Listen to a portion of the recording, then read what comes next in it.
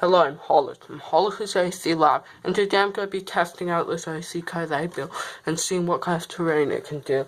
So, I guess I'll just try some good grass and street and other stuff and just see what it can do. So, let's go do it now.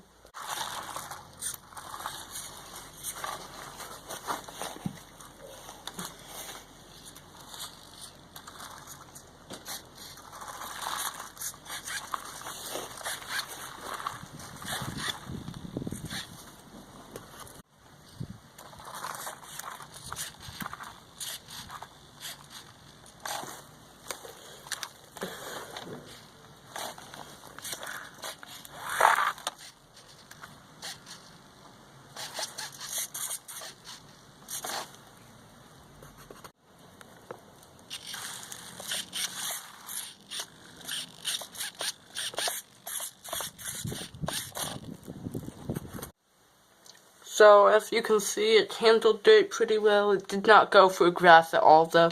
And it can go on concrete and street really well. So, that's all for this video. Sorry, that's kind of short. Bye.